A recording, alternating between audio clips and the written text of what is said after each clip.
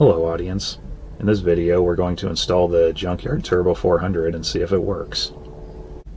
Now at this point I'm not entirely sure if it's even going to work or if I'll have to take it apart and fix something on it, and there's a lot of little details and stuff to do on this car, so for the time being I'm just going to temporarily rig a lot of it together and skip a lot of steps just to get it assembled enough to use it, and then we'll see what happens then.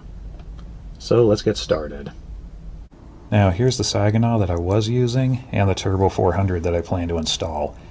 Now we're going to have a few interchangeability problems with this, and this is kind of a touchy subject with Chevys, because a lot of people will tell you that all Chevy engines and all Chevy transmissions will work in all Chevy cars because all the bolt holes are in the same location and all the mounts are too, and that's what makes Chevys better than all other cars, especially Fords.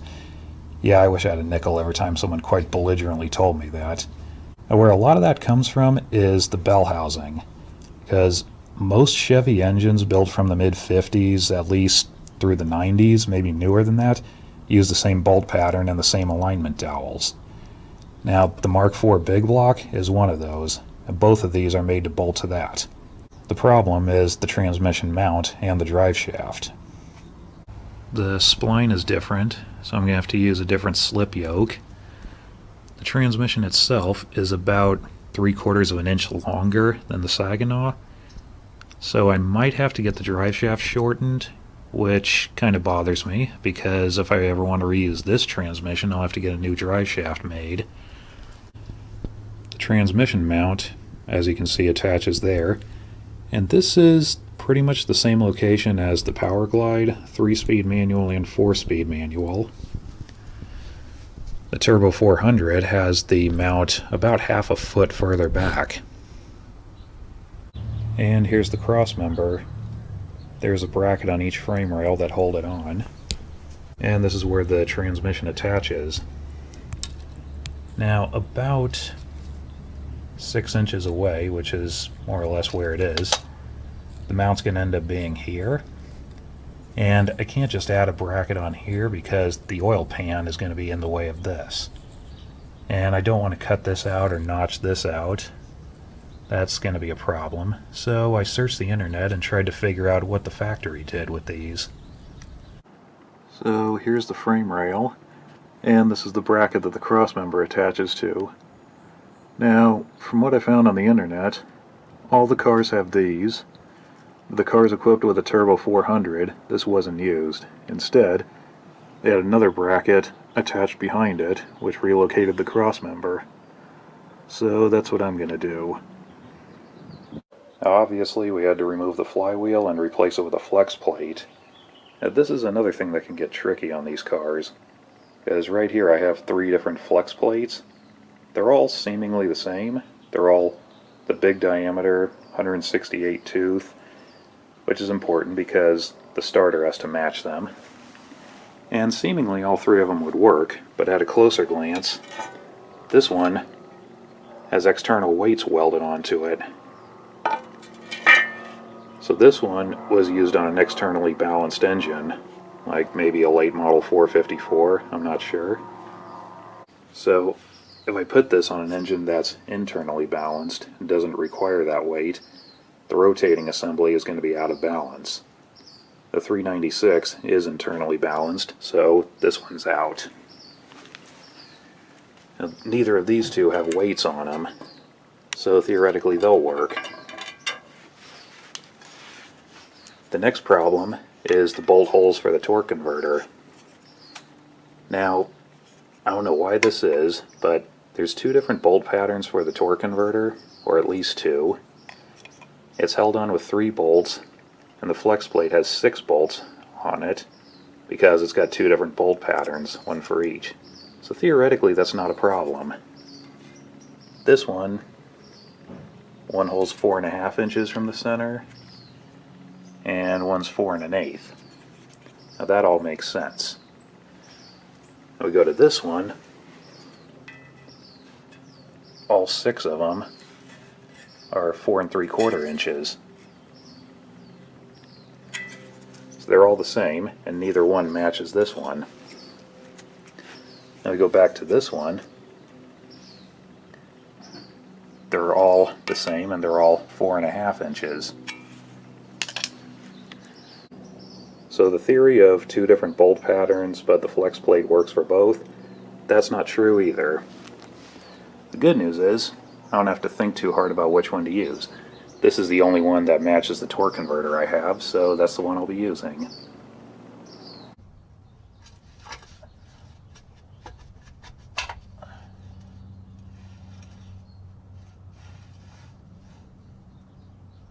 Now, I just assumed when I installed this I could just reuse the bolts I were holding the flywheel on, but the flywheel was a lot thicker than this and used longer bolts. And this wasn't much of a problem. I had to get shorter bolts, and flex plate bolts for a big block Chevy were pretty easy to get. I ordered them and had them shipped overnight, but it did cost me a day of work. This isn't really a problem for me. I figured this was going to take a while, and there's no deadline to get this done.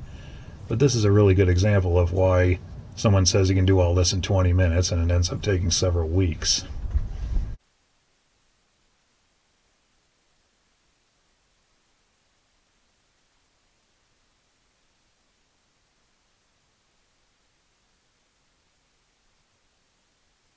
This is the torque converter that came with the transmission. I assume there's nothing wrong with it, and I'm just going to reuse it as is.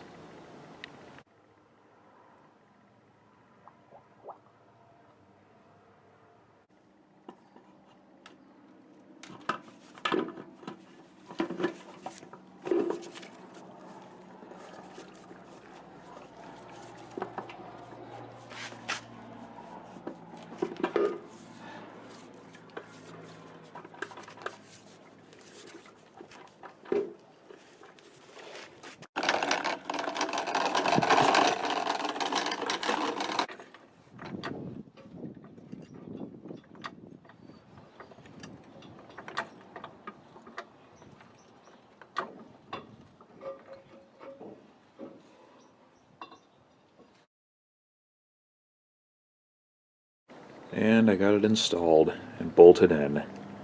Now that was quite a hassle. I ended up beating up the oil pan more than I wanted to, but it's done. So the next thing to figure out is the cross member. I bought a pair of mounting brackets from impalaparts.com. These are made for a 65 to 70 full-size Chevy. According to the description, they will only work on a convertible frame, which doesn't make much sense because they don't resemble those very well. The good news is these are only $37 for the pair, and though they're not entirely accurate, the most difficult part to make on it is, so with a little reworking I can make these look exactly like the originals.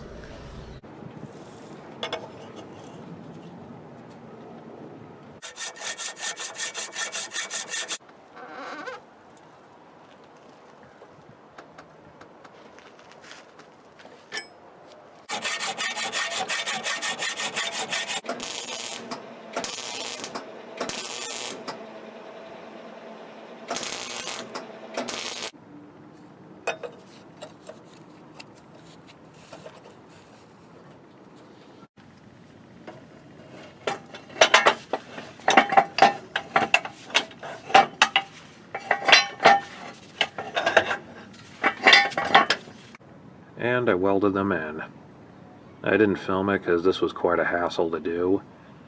They're exactly 6 1/8 inches from the other set. So now I'm going to take it apart again and coat all this with paint and then reassemble it. It's a few days later, and I've painted these. I also cleaned up and painted the cross member because it was due, and I have it all bolted in permanently. And now I found a new problem. The parking brake cable, it's supposed to go across the car right here, and it's supposed to be just behind the cross member, but the cross member is now taking up the space where this used to go. Now way back when I was researching this, I read on a forum somewhere that the Turbo 400 cars have a different parking brake linkage, but they didn't say exactly what was different about them, and looking at it now I can see they wouldn't be the same. So I looked in the Classic Industries catalog, and the parking brake linkage for the 65 and 66 Chevys, they have two different types. One for the Turbo 400 cars and one for everything else. And they clearly stated they do not interchange. I assume this is just relocated further back. I'm not sure.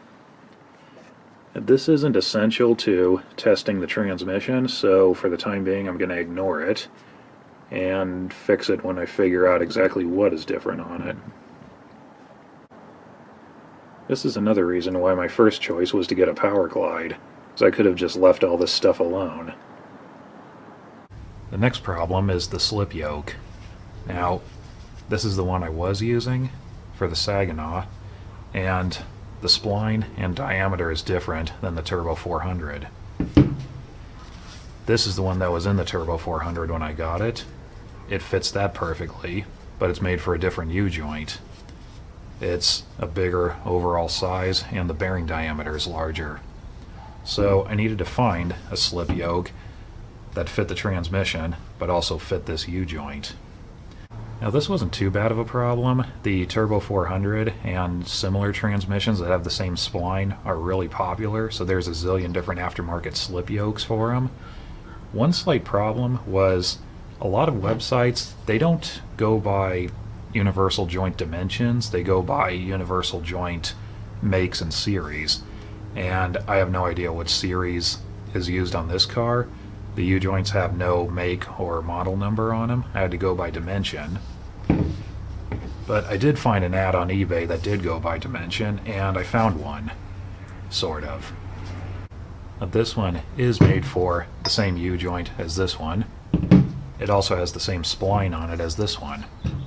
The problem is, I ended up trimming this much of it off because I discovered a new problem. Now, like I've said before, the Turbo 400 has a few different length tail shafts or output shafts. This has the shortest one, and it also has a really short length spline on it. Now this one, in spite of how long this is, the spline only goes to about here.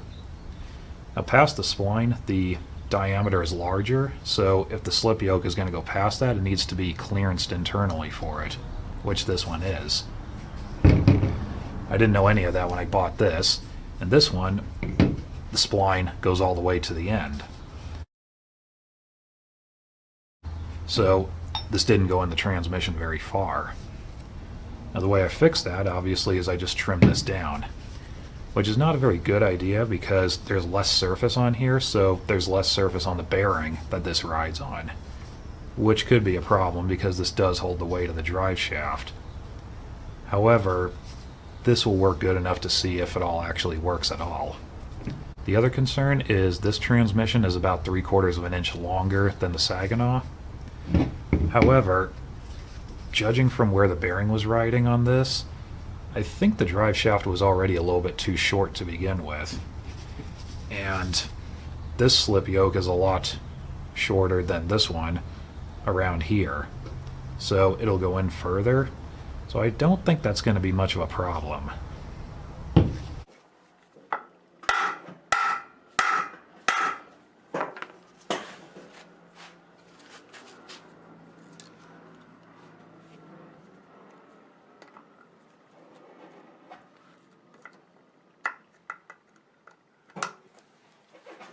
And it works, sort of. It's got about 1/4 of an inch of play in it. So it's not good, but it'll work for now. So now we're almost ready to fire it up. I just need to install the dipstick tube, fill it with fluid, install a vacuum line to the modulator, and that's about it. Now the cooling lines, I don't have a cooler for this, so for the time being I just looped them. And right now they're touching the exhaust. I need to do something about that. And you can see this shabby homemade exhaust system. It works, but I plan to replace that eventually too.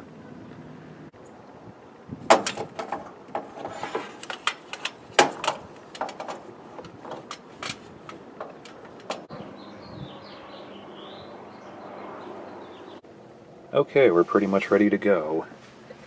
Now to shift it, I removed the console and made some temporary shift linkage. It'll work good enough for our purposes. So let's fire it up and see what happens.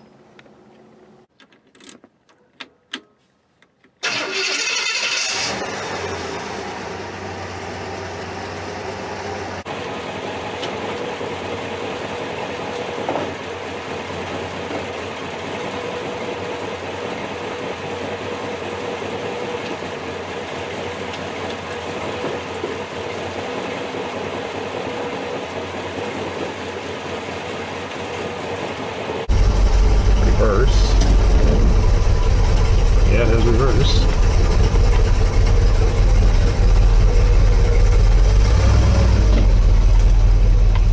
Yeah, it definitely wants to move in reverse. Drive.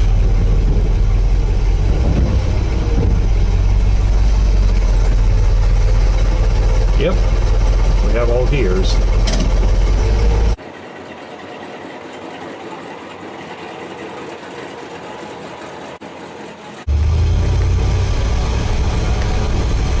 Shifted once.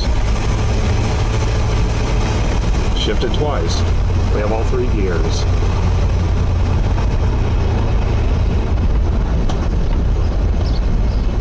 And now stop again. See if it downshifts. Yeah, it's back in first. Shift it again. And again.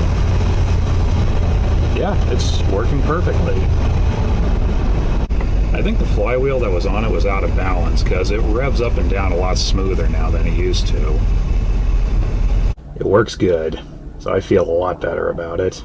I've been spending this past month worrying about it's not going to work, am I going to have to take it apart again? And now I know I don't have to. Now this took a lot longer to do than I expected, you know, business as usual.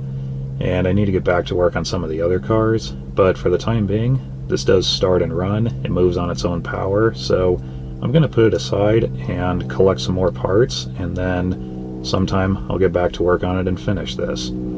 Anyway, that's it for now. So thank you very much for watching, and we'll see you next time.